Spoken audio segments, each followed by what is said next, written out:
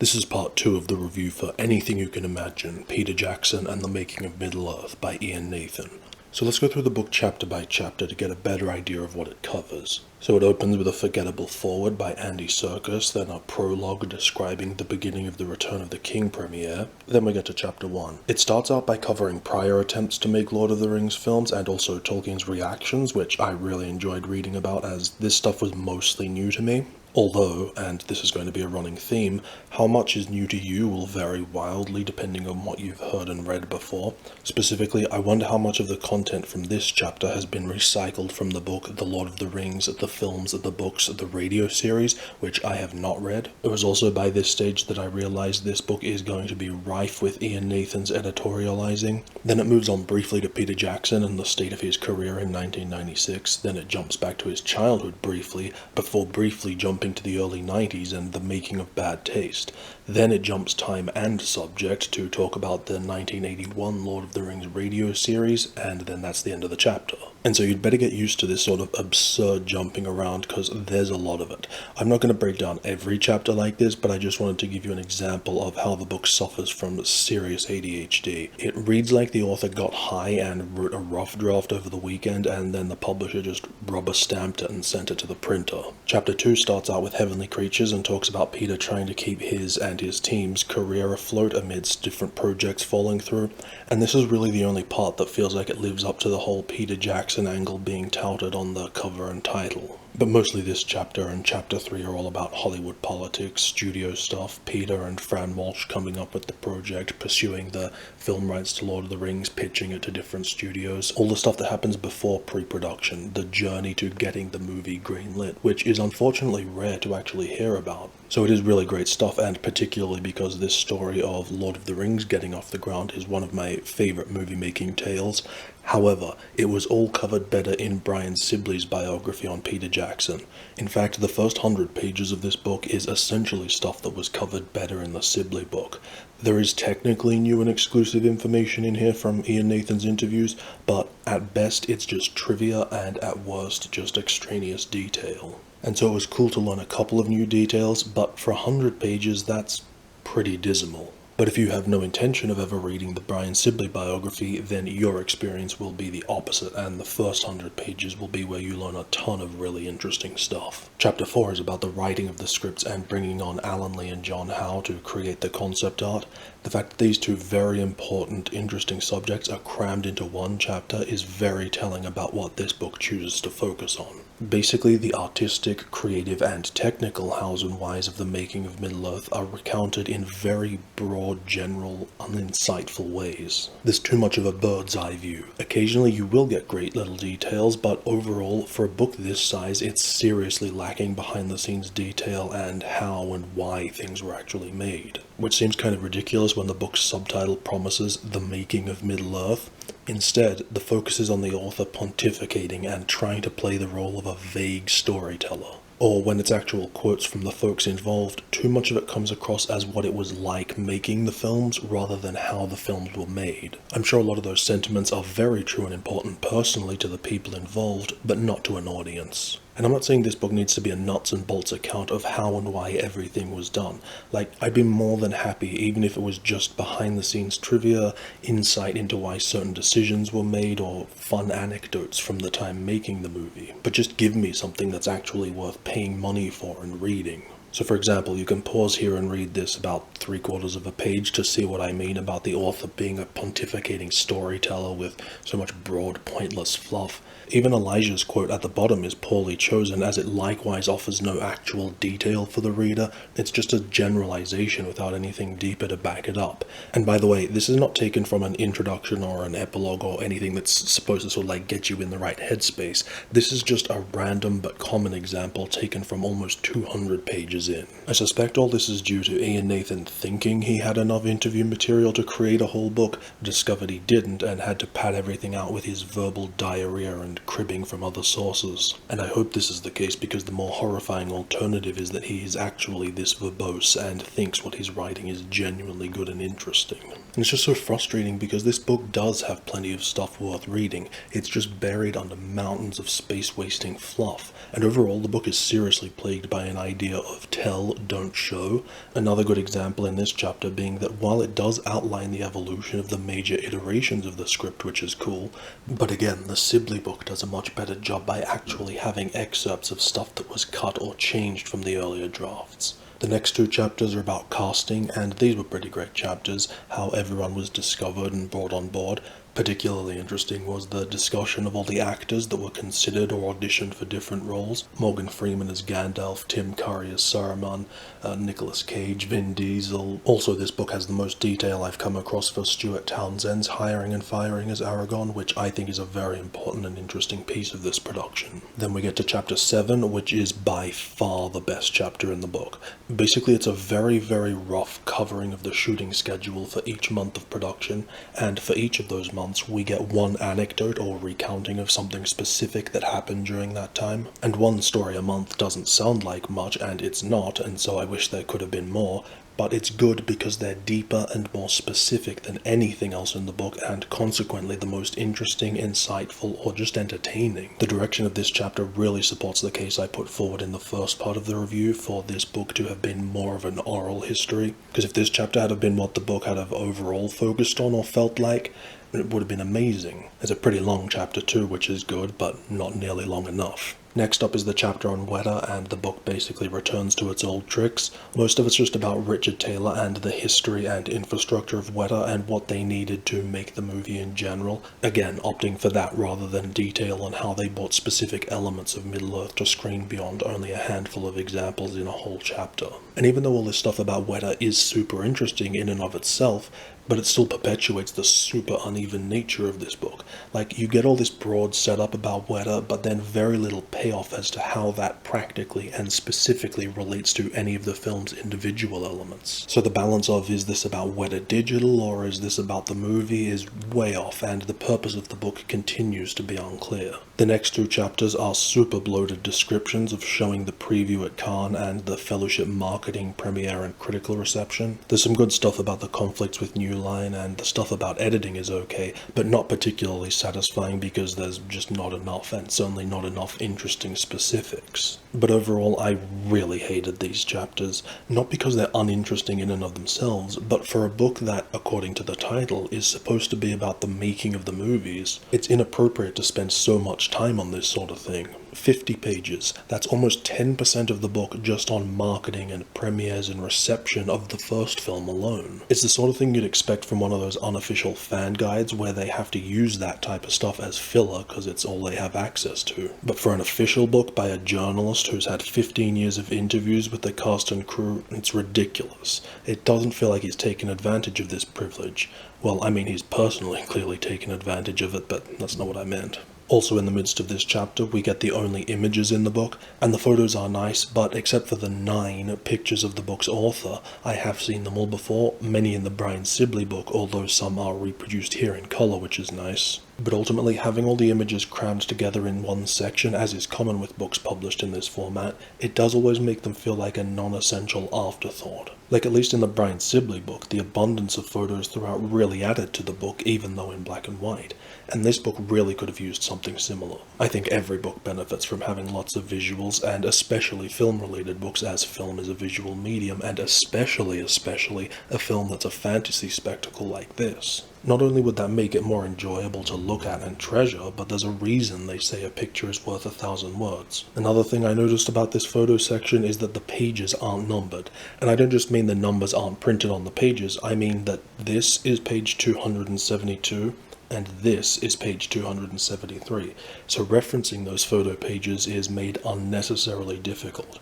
Not that I think that's going to be an actual issue for anyone, but it does kind of encourage the idea of this book being a pretty thoughtless affair. I think it's pretty telling that we're halfway through the book and already reading about the critical reception of Fellowship, despite the fact that there's been hardly any making of the movie discussed up to this point. And so it was at this stage it became really clear to me that the actual making of Middle-earth promised in the title was largely misleading bait the book had no intention of delivering on. There is some stuff later on about music, CGI, Gollum, but this is what's weird. Costuming has 2 pages in this book. The music has a whole chapter, despite there already being a whole dedicated book on the music of The Lord of the Rings. Art direction and production design, aka the most literal interpretation of the making of Middle-earth, are almost entirely absent from this book, yet Gollum has a whole chapter, despite also already having a whole dedicated book. Do you see what I'm getting at here? So many other areas, costuming, props, editing and so on, which don't have their own books, are being neglected while so much space is taken up on things already covered in their own books. Or like whole chapters about Academy Awards and shit, while the information about all the incredible miniatures made for the films is just a few pages crammed in as part of another chapter. The next chapter is the most mental and kind of a microscopic example of the book as a whole. It's basically about pickups and stuff that was happening for Two Towers, but I can't go into everything specifically because there are about 1 million things crammed into this chapter, but don't mistake that for thinking it's packed full of good stuff. We're pinballed around between the million different things happening at the speed of light, which unsurprisingly results in nothing satisfying. Most of this chapter is about Ian Nathan's days visiting the production, and typically I'm quite a fan of having an author be our eyes and ears and put us there in the room. There are serious dangers with that type of thing becoming too descriptive or indulgent, but when it works, I love that approach of putting the reader in the room. And there are times when this book kind of does do that in a really rewarding way. But it's also undone by the fact I can't stand the author's tone, and just the way he writes spoils it, unfortunately. In fact, the last review I did was on the Making of Revenge of the Sith book by Jonathan Rinzler, where he did a similar putting the readers in the room type thing, and it was amazing. Because he's the anti-Ian Nathan, Rinzler was a ghost reporting what happened with a professional objectivity and writing in a normal, unobtrusive way, without feeling the need to insert himself or his opinions or annoying attempts to be wry and add flair. And so you're never thinking about him or being distracted by his writing. Rinzler is a complete professional, whereas Ian Nathan is an utter narcissist. In fact, at one point in this book, he literally and embarrassingly refers to himself as being a good luck charm for the Lord of the Rings movies. I actually buy making of books for movies I don't like just because they have J.W. Rinzler's name on it, yet I can safely say I will never again read a book with the name Ian Nathan on the cover. And look, I realize it sounds like I have some sort of personal bone to pick with Ian Nathan. I have never called out an author by name in a review as much as I have in this one, but I have never heard of him before this book. All of this seeming animosity is simply just indicative of how poorly and obtrusively he comes across as the writer of the book, that it's constantly distracting. That's the sole reason for what I feel must be coming across as quite a personal attack, which I would kind of feel worse about if he weren't so incredibly and unprofessionally snide and judgmental himself in the book. Like at one point he belittles Howard Shore for mistaking the exact period a certain building was built, and so in turn I did experience a petty sense of glee when Ian Nathan bungles one of his attempts to impress us all with his wit, when at one point he thinks it's necessary to make fun of someone by saying they chortle like, quote, Dr. Nick Riviera, when of course he means Dr. Hibbert. Nothing quite like a dumbass failing to be a smartass. Anyway, then there's a Gollum chapter, which, based on what I've come to expect from this book, was okay considering how well documented he's been previously, and so this is kind of what I wish the book did more of. If it's going to dedicate space to topics already covered, then it should be expanding on it and generating genuinely enlightening information. I'm not sure I'd go so far as to say this chapter achieves that in a meaningful way. As usual, it's all too brief and unsatisfying, especially with far too much of its limited word count being dedicated to fluff. As with much of the book, there's too much focus on just simply telling us what an amazing achievement Gollum was. So in order to get the cool, interesting pieces, you're still having to wade through a ton of crap as per usual. So chapter 13 is another very uneven one. The first half of the chapter is on shooting Helm's Deep, all of which is either already covered on the DVDs or just superfluous. But the other half of the chapter is about Massive, the program used to create the CGI soldiers,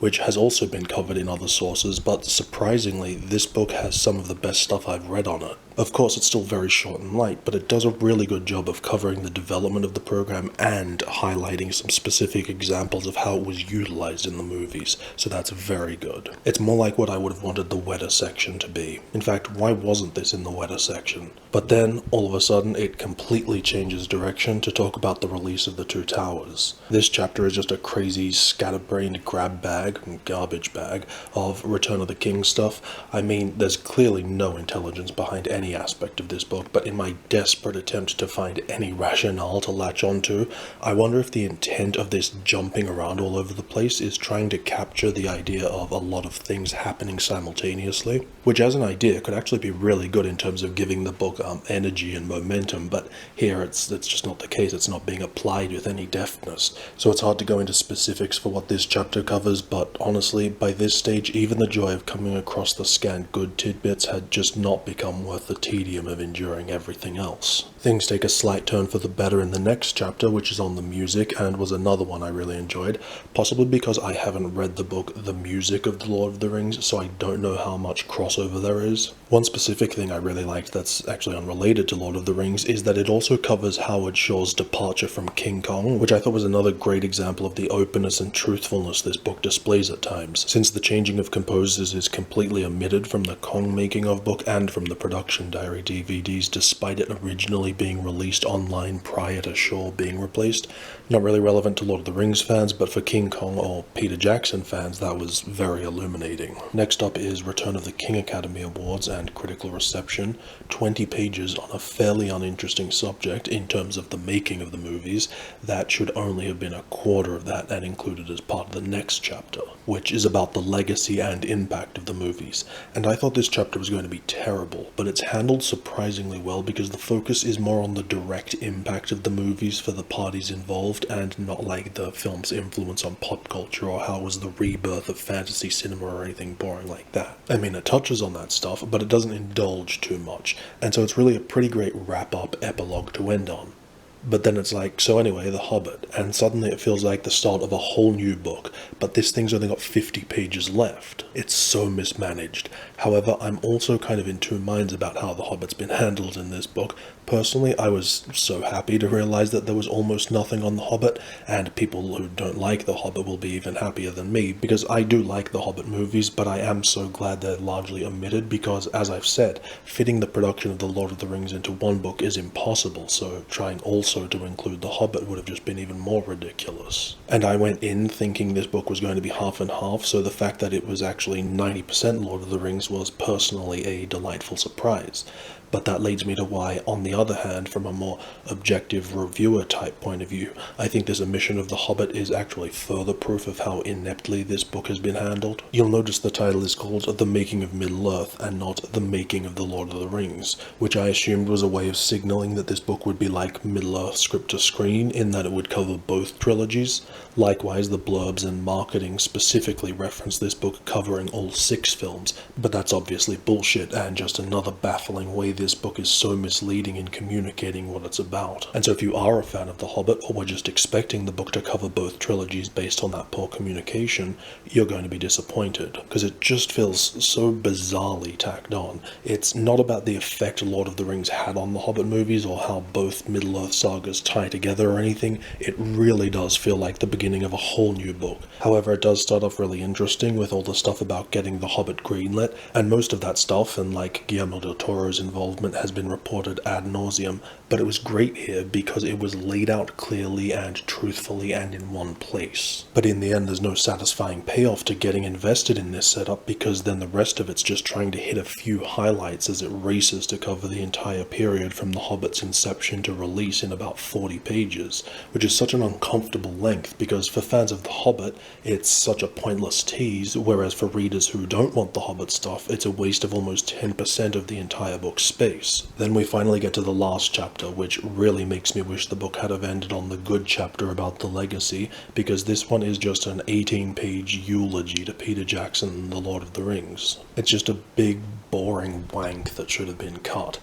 Then we've got the afterword. The fact that this book's inability to end is evocative of Return of the King's million endings would be funny if it weren't so tiresome. Then there's a bibliography, which is always a fantastic inclusion. Despite what I've said about this book drawing too heavily on previously published books, the magazine articles are another matter, because those are sources I don't think most fans will be familiar with or end up reading. So drawing from those and having those listed is very much appreciated. And then another wonderful thing you don't often see, an index, which is especially handy in this case as, like I said in the last video, I'll only be keeping this book for reference purposes anyway. So the ultimate takeaway from this ultra long-winded review is that for 99% of fans, I would never recommend this book.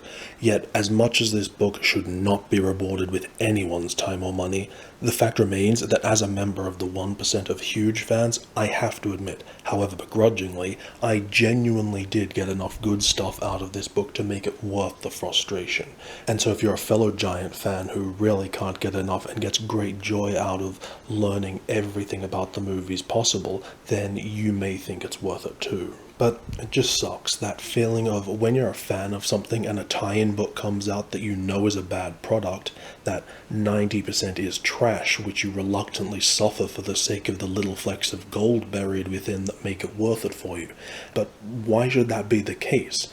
These books are being made by supposed professionals, people so good at making books that that's their function in society for which we pay their living. And yet the reality is they are so incompetent that something like this could be deemed acceptable. So if you are in that 1% of mega fans who thinks you want to get the book anyway, I would highly recommend getting the paperback version. Not only is it cheaper, but it's much more sensibly sized. The hardcover is unnecessarily large and so takes up far more space than it should. Additionally, with this hardcover, you're certainly not paying extra for a higher quality product. Physically, every aspect of this book's materials are incredibly cheap. So it's not like this is a nice hardcover book to have on your shelf as a collector either.